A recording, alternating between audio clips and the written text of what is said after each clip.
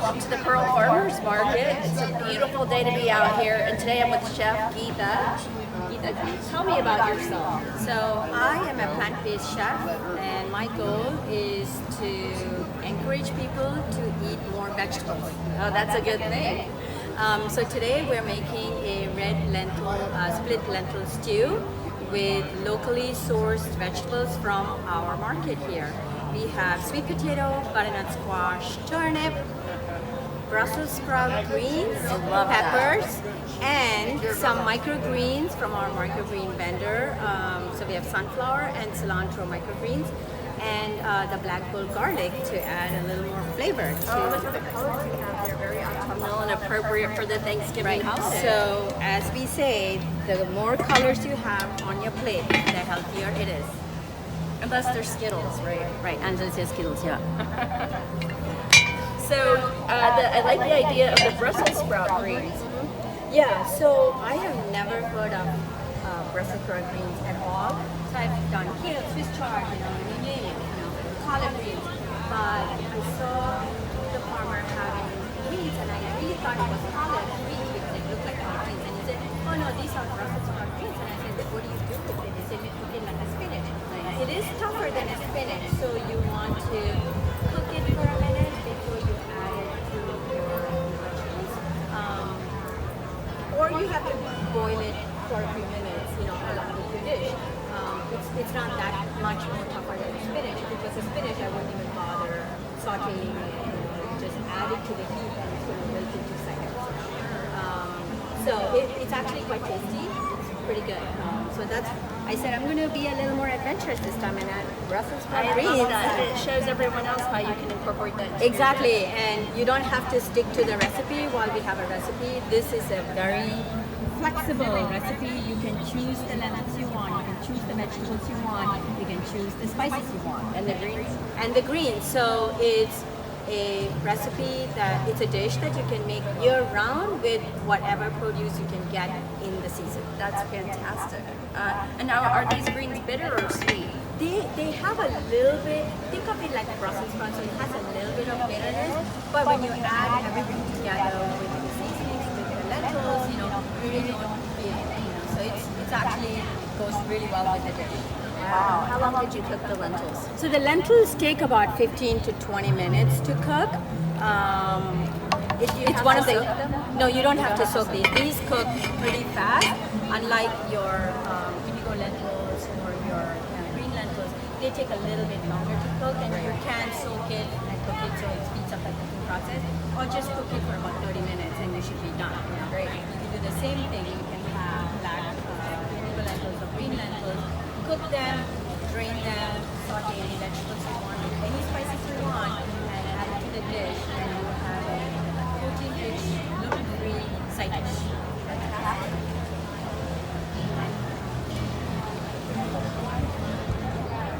So I noticed you're putting a little on or you're steaming a little bit to cook. I'm steaming it.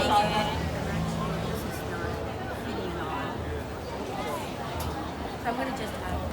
Yeah. So we're going to just. You can also add the vegetables to the pot and cook it with the lentils at the same time. Idea. So we're going to try that this time. So we have everything incorporated with all the spices, and it'll be like a one-pot dish.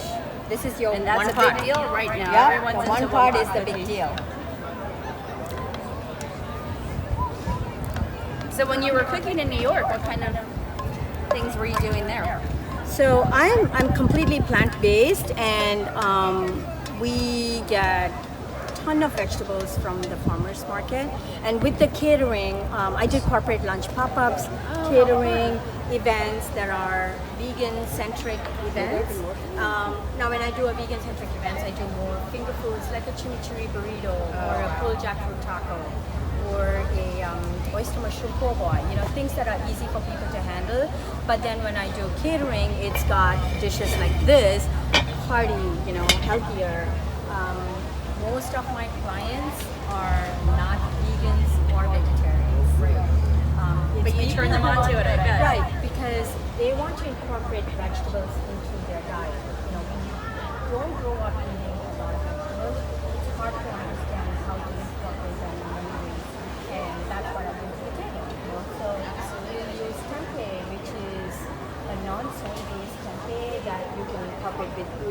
vegetables and season it, and it's a dish on its own. You know, think of it like a hash. Yes, I love that idea. And I love that there's a non-soy based tempeh out there Yeah, because I have soy it's out there. challenging. There's a lot of people that It's can't. very challenging to find non-soy based tempeh. We had a vendor in Brooklyn who actually made non-soy based tempeh from brown rice and atsuki bean, white beans, and dill. So we pretty much bought the non-soy based tempeh. I'm adding a little bit of turmeric because turmeric is your anti-inflammatory spice. And beautiful. And it adds that color. So it's got a bitterness to it. By adding it to the dish, you are mellowing the bitterness in the turmeric and incorporating the healthy aspect. That sounds wonderful. I'm gonna add some garlic. Oh, is that the black garlic? Yes, that is the Love black that garlic. It's great. It's from Right here in the market. Right here in the market. So pretty much, other than my black pepper, salt, and a little bit of oil, and my lentils, everything else is from the market. It sounds like the perfect fall dish and very comforting. I bet you a lot of the kids that haven't tried these vegetables would probably enjoy this. Yes, and that's my goal. You know, every season you can do dishes like this dish. You can make the same dish throughout the year. It's going to taste different because you got different vegetables in it. I love this. And you can use different lentils, I guess, as well. Exactly. You can make different lentils, different greens, different spices. And lentils are very high in protein, so you don't even need meat. So it's a gluten-free, so it's a gluten-free dish. You can choose to add it to rice, or you can have it dipped in bread. You can have a pita bread that you can dip into, or you can make it a little more liquid and just have it like a soup. It seems like this is the type of dish you can make the night before Thanksgiving Yeah, as well. and it Put sets, it blends with all the spices. The next day it's just much more flavorful. sounds wonderful. It's hearty, it's comforting. That's the goal. That's so interesting that you were able to do this in New York and now you bring your talents to San Antonio. Trying. I think when we moved here, people said, this is a meat and potato country, and I said, I'm sure that, we'll find a way to make some progress here.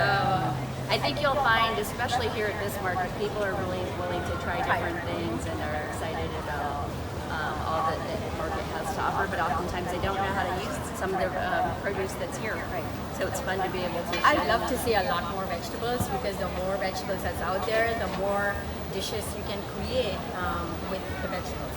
One thing that's great about living in South Texas also, or South Central Texas, compared to the East Coast, because I have East Coast family as well, is the growing season, the weather, consequently the growing season. So we have a second tomato season. We're so lucky, or root vegetables and all the different things that some people just have to stop using for a while. And Yes. their farmers market shut down. We get to Winters are tough if you are plant-based because you're dependent on root vegetables that have been winterized and you have nothing till May when your next crop starts coming. So from that perspective, yes, I'm looking forward to getting more fresher vegetables. It's fantastic. in As the a chef, I think it's so cool. So is there anything you're looking forward to, the winter vegetables that are coming up? So do you have some favorites? I talked to some farmers yesterday, and they were talking about heirloom tomatoes that will be available next week, which I'm looking forward to. Incorporating, like making a bisque from the heirloom tomatoes, soups from the heirloom tomatoes. They have so much more depth of flavors in it. This is our first. We've only been here for less than 3 months, Oh, wow. so I'm still trying to figure out what vegetables are available when, and to try to create the dishes based on what's available. I think you're in for a treat. We have some really great things coming up. As you see, there's a bountiful amount of food here today, and I think the root vegetables and the greens, they do really well. I originally wanted to do it as a root vegetable only because I'm so used to the seasons being so specific in the Northeast, but I realized that that's not how it is here because this is almost like your second spring season. It is. It's really so you cool. have other vegetables here that you don't generally get in the Northeast, and I said, okay, we're going to call it a vegetable stew. We also have the citrus coming up. That's exciting as well. Yeah, that's one beautiful thing you cannot get grapefruits. in the Northeast. There's no citrus there. And the pecans right now. I got the pecans last week over here, and they were delicious. So Yeah, we tasted some yesterday, so it's almost done. So it's from the turmeric. Did you use water or stock for this? It's just water. You don't really have to add stock. You can if you want a little more depth of flavor to it, but just water does it because the vegetables are kind of going to reduce into it and create its own stock. That sounds great. It's another 5 more minutes. They should be done and we're ready to serve. Now for the meat eaters out there, I know you're a vegetable-based person, but could you add some chicken? Or yes, absolutely. You can add any of the meats that you want to it if you want a meat in the dish. That sounds good to me. Looking forward to seeing how it comes out.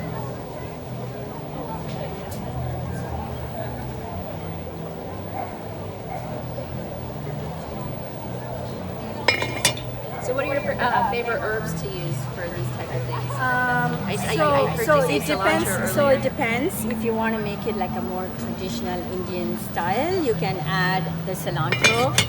That gives you a much more authentic Indian kind of flavor. But I've used parsley, sage. It depends on what I'm doing. If I'm catering for people, I can do the same dish. Just substitute the herbs and it gives you a whole different flavor profile. So I'm adding the Brussels sprout greens in they're it. beautiful. So I just, cut it into thin strips. Very nice. So it also cooks faster. You were saying it's a little tough, so It's a needs that little extra bit time. tough. Yeah, just a few more minutes to cook. It's It added that splash of color. exactly. And again, because we're serving it as a stew, I'm going to go ahead and add a little more water.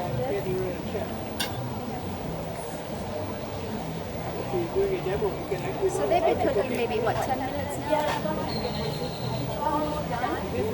It's almost done. I just want to it's pretty much done. I'm just going to give it another 5 minutes and then we're ready to serve. I'm going to add some pepper so it has time to blend in. A little spice, a little A heat. little bit spice, a little bit heat. It's great, open up the sinuses. Yes. Ooh, I can smell that. Wow. So could you add curry? Oh yeah, you can add curry to it if you want more of a kick. And again, like the spices are completely up to you how you want to do it. I just kind of kept it very simple. This is my first time and I don't want to scare away people. You're in a good city for spice, though. I think It is? It'll be okay. Just a few more minutes, it'll be ready.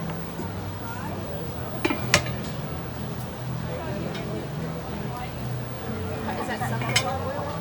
So it is sunflower oil. I like sunflower or safflower oil for certain dishes because it has a very neutral flavor and it doesn't overpower dishes. And you're welcome to use. People can use olive oil. Anything that can take a little more heat, so you can saute the vegetables. But olive oil has its own flavor profile, so I don't want to take away from the flavor of the dish, so I try not to use olive oil for this, but it's a personal preference. Sure. And maybe clarified butter, perhaps. You can clarified butter or coconut butter, if you want. So it adds that little more of the coconutty flavor to it. So coconut butter is a good substitute if you want to stay plant-based. And it's healthy. It is healthy, and I love coconut butter. It's not so overpowering coconut flavor in it. Just a slight nuttiness. Yes. Oh, it's thickening up nicely. Yeah, see, it's already cooked. We're done. Very nice. Just the heat. But you're increasing the heat. Oh, okay, I'm going to reduce it because we're pretty much done and we can start serving.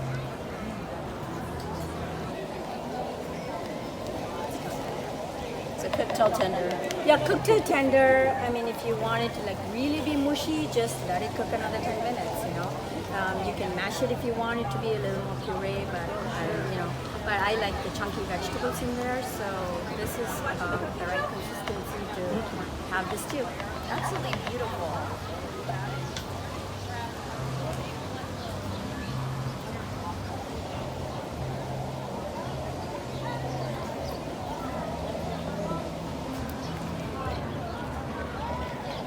I'm just gonna taste it to make sure it has enough salt and pepper. Oh, always taste, yes.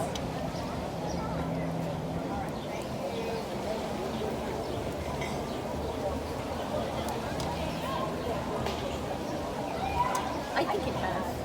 It's got a little bit of kick. It's got a little bit of a peppery kick.